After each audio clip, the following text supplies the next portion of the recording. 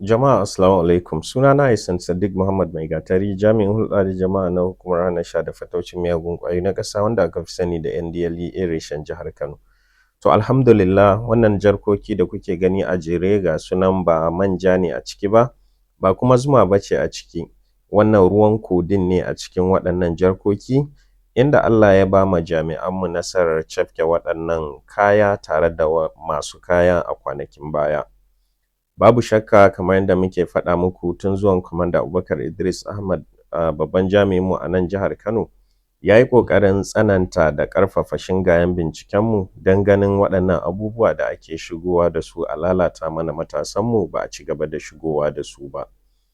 Hakan ya sa aka datse hanyar shigo da wannan ruwa na kodin cikin jihar Kano insha Allahu. Hakan shi ya sa ko da sun same shi abin ya yi matuƙar tsada, saboda idan da ana samun 100 a shigo da shi, yanzu bai fi a shigo da guda 10 ba. Wannan ya sa ya yi matuƙar tsada, matasa da yawa wanda suka tsinci kansu a wannan mummunar ta'ada ba sa iya siyan shi. Shi ne wasu ɓata gari suka ɓullo da hanyar yanda za su sarrafa wannan abu a nan cikin gida a jihar Kano, tare da zuwa su tsinto irin waɗannan tsofaffin kwalabe wanda aka yi amfani da su aka jefar da su cikin datti, cikin cututtuka, su ci gaba da ɗura wannan abu a ciki suna siyarwa matasanmu domin su ci gaba da sha suna buguwa.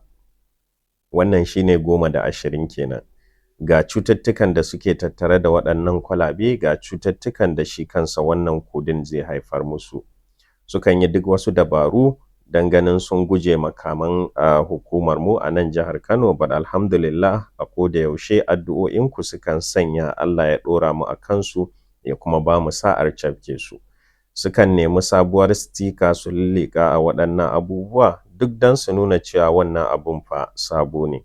A madadin Kwamanda Abubakar Idris Ahmad, muna kira da a ci gaba da ba mu haɗin kai, goyon baya, a kuma ci gaba da ba mu bayanan sirri don ganin mun daƙile wannan mummunar ta'ada a jihar Kano. Jama'a assalamu alaikum.